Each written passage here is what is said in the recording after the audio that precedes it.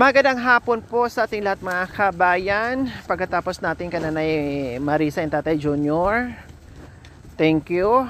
Walang issue po mga kabayan. Naglalambing na po sa atin. Sa katunayan, umiyak pa po mga kabayan doon sa paghilot natin sa kanya. So proceed tayo dito mga kabayan. Kasi mag-iigib tayo ngayon para doon sa view deck, no? Mag-iigib tayo ngayon dahil yung mga boys natin nakakaawa naman po mga kabayan, busy sila ngayon nagtatabas dahil preparation na naman po dahil malapit na ang taniman. So nagtatabas sila, mga pagod sila mga kabayan. Sabi nga nila ay magbalsa na lang daw sila, gamitan ng kalabaw. Malayo yung mga kabayan. Sabi ko bababa naman kami, may dala-dala naming sasakyan. Kaya sabi ko, akin na, kami na ang mag-igib, isakay ko na lang sa sasakyan mga kabayan para tamang-tama. Pag akyat namin, galing dito, ay may dala-dala ng tubig. Mabawasan yung pagod ng ating mga daboys kasi sila naman talaga nag-iigib mga kabayan. Yung nga lang, kawawa at halata talaga sa mukha na pagod. Kaya sabi ko, tara, tayo na mag-igib. Kasi dito, no, ay hindi masyadong malayo itong igiban na ito. Kaya tamang-tama po, mayroon naman magbabakay mamaya. Nagdala kami ng 5 or 4 na malalaking container po mga kabayan. Halos 2 araw lang namin maubos, no? Or 1 araw kasi siyempre sa dami namin, luto, panghugas, lahat na nandoon na kinukuha.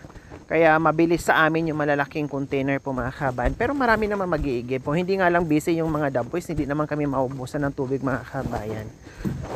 Kaya lang syempre gusto nila. Sabi ko wag na, tayo na lang mag-igib. Kawawa yung mga daboys na pagod na. Kaya mag-igib. And then pag uwi mamaya, syempre magluto na naman tayo. Bahala na kung anong lutuin mamaya mga kabayan. Kasi may ulam naman, may mga manok tayong dala, may mga karni tayong dala, no? At mayroon pang shrimp dyan mga kabayan na dala natin. Marami tayong shrimp, 5 kilong shrimp ang binili natin malalaki. Sa SM po ako kanina na market kasi tinanghali na, hindi na ako nag-utos sa palengke mga kabayan. Kaya lahat ng dala namin kanina, lahat ng pinamalingki ko ay galing SM. No, kasi mas mabilis sa akin kung ako na, no, hindi na ako yung utos doon, utos dito. Mas maganda ako para kung ano yung gusto ko ay madampot ko, ay mabibili ko mga kabayan. Ganyan ako no. Pag mahaba yung time at mas gugustuhin ko na ako yung mamalingki, ako yung maggrocery, no, kasi minsan nakakalimutan, minsan kulang. Unlike ako, nandyan na, minsan sobra pa. Halimbawa, ito lang yung gusto kong bilhin, pero pag mayroon ako nakita, okay, sige, iyan pa pala. Ganyan. Kaya ito, pababa na tayo ngayon, lahat. Ayan, may mga dala-dalang container tayo. Kasama pa rin sila ni Mami D and the Chocolate Girls, of course. No, si Ate Rose wala kasi busy sila doon sa pananim nila mga kabay. Nag-harvest sila ng saging at naglilinis din sila kasi medyo malayo yung isang lupa ni Ate Rose, super layo. Kung naalala nyo po na bonfire tayo at nagsayawan at naligo ng huli ng isda, yun po yun, lupa po nila ni Ate Rose at Kuya Ramon. Yung nag-overnight tayo doon nung nagkasakit ako. Ang bilis, 'di ba? Alas 10 lang ng gabi mga kabayan, kung kailan napahiga na kami doon, nilagnat ako, nagchichel ako. Grabe, ayaw ko pa sanang umuwi mga kabayan. Kailang iba na talaga pakiramdam ko, pinilit ko maglakad pa uwi. Pero uminom na rin ako ng gamot. Nakababad kasi ko sa tubig mga kabayan. Tapos hating gabi naglalakad sa kadiliman ng huli ng isda sa ilog. Super lamig. Ay, Diyos ko apo. Yung sipon parang luha na tumutulo ng kusa na hindi mo mapipigilan. At nababahing ka pa. So, nandito na tayo ngayon sa Igiban. Dito naman, hindi naman nauubusan kahit summer mga kabayan. Yun nga lang, pag tag-init ay mabawasan yung ano, yung lakas ng agos ng tubig mga kabayan. Kukunti na lang. Pero hindi talaga siya nauubusan, di ba, Cha? Hindi siya nauubusan. Continue summer or winter. Lalo na pag winter mga kabayan, malakas yung ano, yung agos ng tubig. Dandahan kayo dandahan mga seniors. Mga chikiting, dandahan. So dito pa lang, hapon pa lang po mga kabayan, ay pila na ang mga galon. O, malakas pa din siya. No, pero nung nakaraan, super lakas pa dyan. As in. Tabi-tabi po. Tabi-tabi. Maghugas lang. Sana yung ano natin? Sabon. Tabi-tabi. Dito kami twice na kami dito nakaligo, pero nakapunta dito nakagib ilang beses na. Dandahan.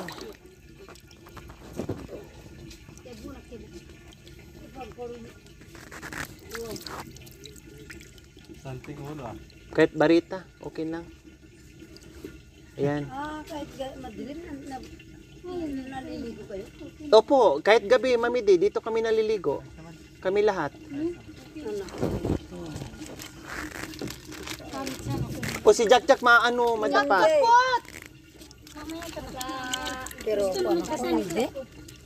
Dito kami ligo, madilim pa nga chay, no? Naggagamit kami ng flashlight. Paano, ginabi na kami sa uwi, kaya naligo kami gabi na din. Nakahubad kami lahat, kasi siyempre gabi na, wala makakita. Alangan naman ano kapag gabi na, may makakita pa ba sa'yo? Nagubad ka rin. Lahat. Sila, pati sa Cha, kami. Lahat. Tapos tawanan kami. Ganunan kami. Wow. Para tabay ka mo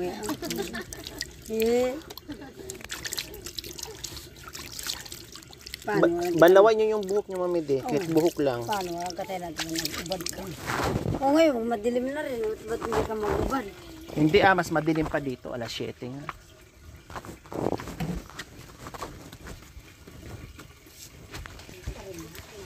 So, ayan ang igiban ng mga kabayan. Dati, nung tag-ulan mga kabayan, no, super lakas yan. Pero malinis yung mga kabayan kasi hindi yan tubig ulan o hindi yan tubig sa dinadaanan ng sapa. Hindi po. Galing po yan sa butas ng bato. Kaya nababawasan lang siya kapag yung ano. Pero sa ngayon, super lakas pa. Pag yung tag-init, kalahati dyan. No, kalahati dyan. Pero hindi pa rin nawawalan. So, sinagad na po namin kasi nandito na kami, nakababa. Para hindi masayang. Sinagad na po namin, dinala na namin lahat ng container. So, ayan mga kabayan. Yung tainga mo, Mami Di. Mami Di, yung tainga mo, ganunin mo kasi nangitim. Dinat po naman.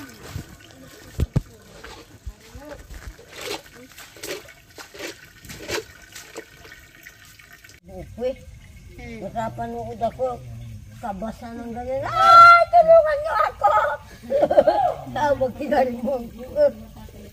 Tulungan niyo ako! Ano mga anak ko? Ano ba ito? Anak ko! Limbag ni. Diyan ako natatakot. Kaya, ay. Ako matakot na ganyan. Hindi na ako.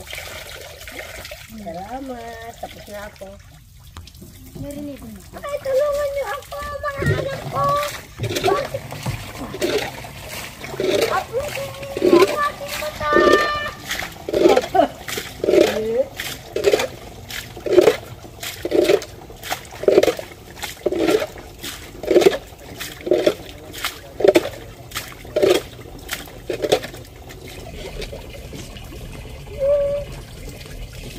Dito, tugan mo ng dahil.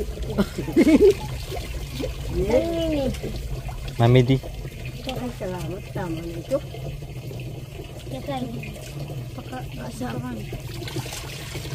Kay Apo Bibi. Sabon na ulit. Ha? Sabon na pa. Mo shampoo ya kasi. Black shampoo. Black shampoo.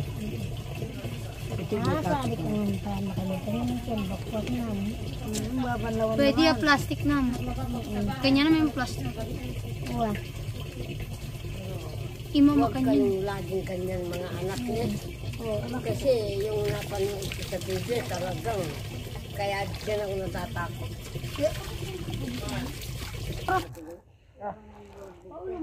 Bakit namuti yung buhok nyo po, Mami D? Ay, Mami Nids?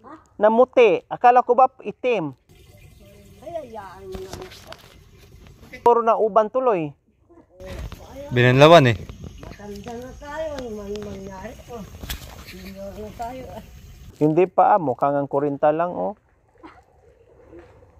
Mukha pa ng 37.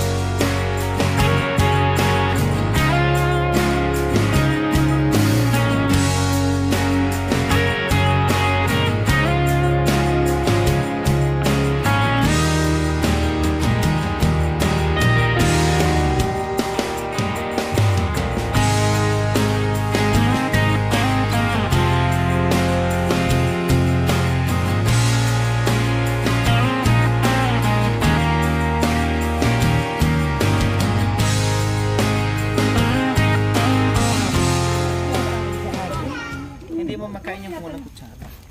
Ah, ganun ba? Opo, may Wala namang kutsara eh. nasa loob. Andun sa ano.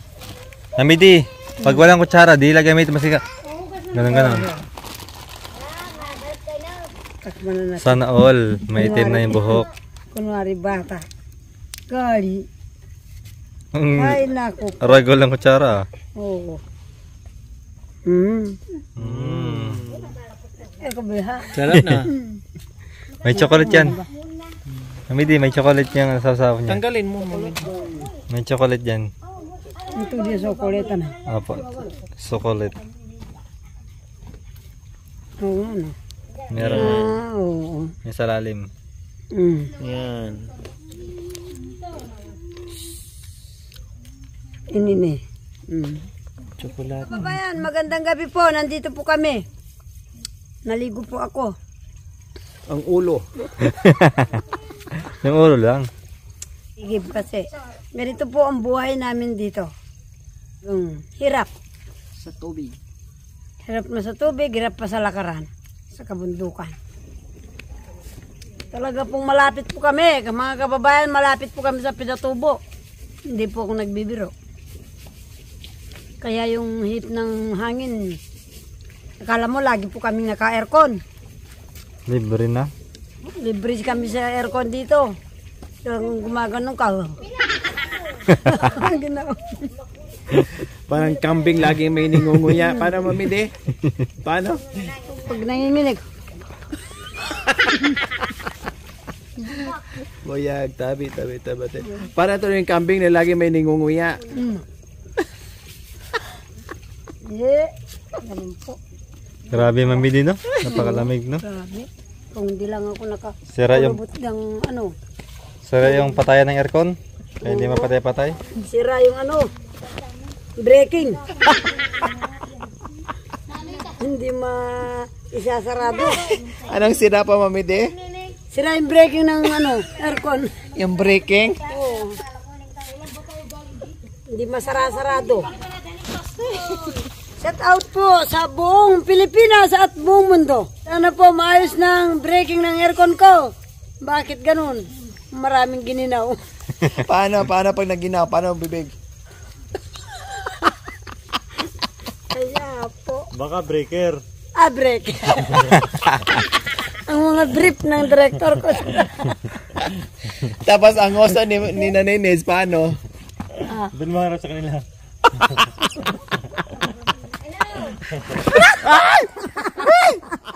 Ano ba yan? Yung kay Nanay Miling na walang ipin ng nguso, paano? Paano sa kanya? Walang gaganong na lang siya.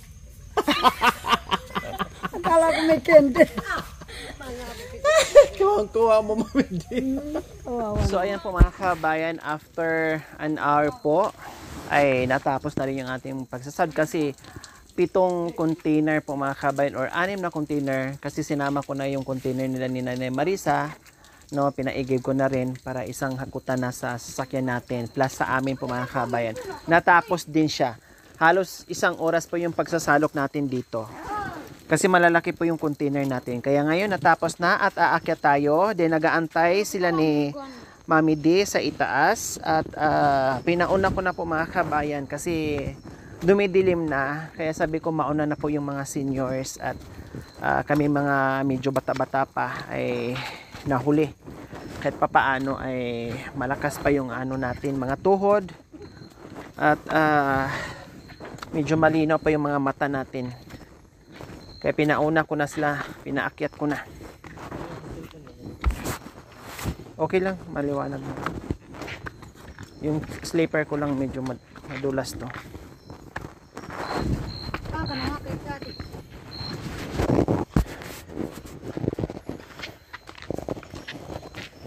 Buti na nagdala ko ng extra ano.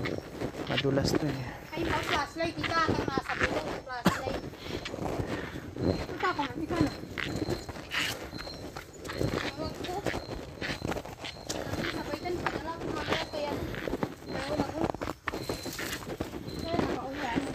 Walang igiban dito mga kabayan na easy. Problem solving po talaga ang pag-iigib. Nagadepende pa yung mga kabayan na sa distance, sa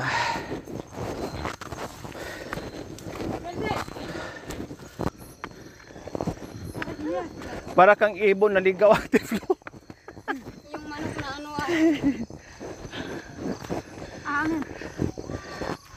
Para kang ano yung tawag na manok dito?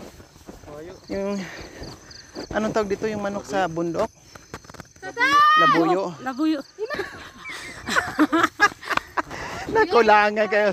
Nanghingi pa ng ano.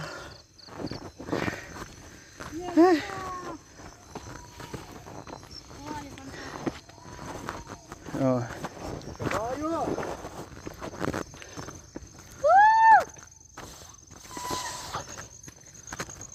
Baka may dala pang galon.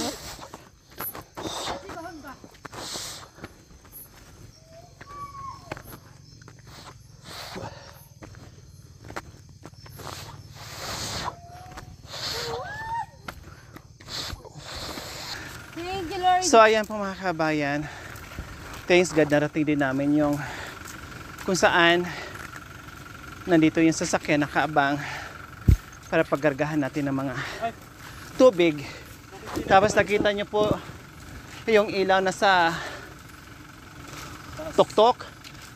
Ayan o, yung tatlo na yon. Baka malapit to. No, akala mo malapit yung mga kabayan pero malayo yan. So dyan po tayo pupunta. So ayan yung tubig natin. Nandito na po kay Nanay Marisa. Dalawa dito sa inyo. O itong dalawa.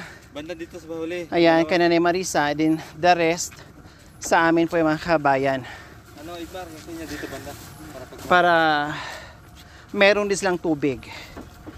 At least medyo makamino sila dito at hindi pahirapan. Unlike pag doon sila nag-igib mga kabayan, talagang bakayin nila.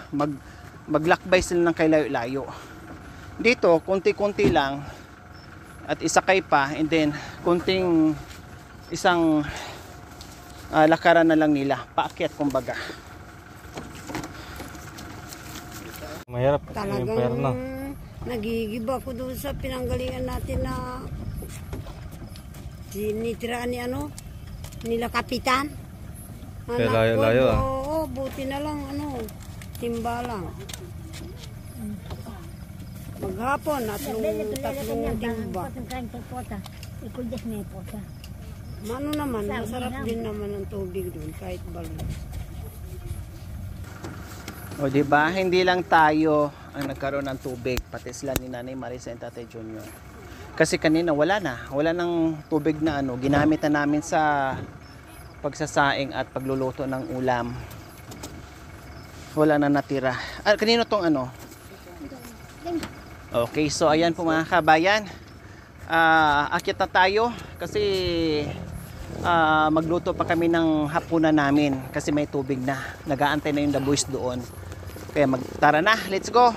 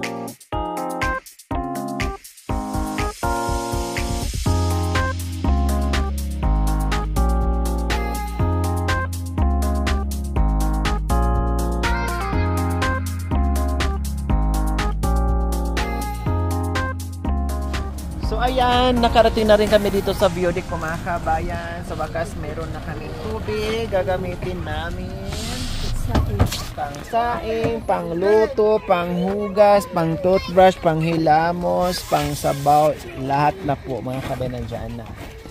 Ilan ba dala natin? Ay, 4. Naka-4 pala, bali 6 pala plus 2 doon kay Nanay Marisa.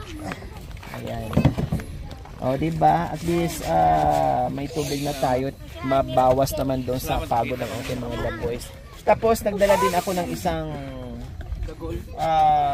sako na dog food kasi sabi ni Ma'am Ling Jordan ay para sa mga aso dyan sa lahat sa kay Nanay Marisa. Yung iba wala doon mga kabay, nandito na naman, no? Kanina nakita nyo, napansin nyo walang aso, pero dito mga kabay, nandito naman yung mga aso. Kaya nagdala ako ng isang sakong dog food para sa mga aso dito kasi ang dami. Yung bakal na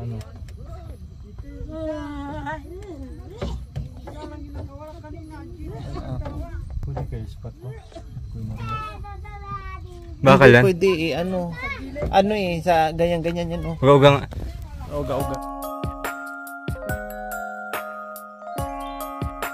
Thank you for watching. Don't forget to like, share, and subscribe.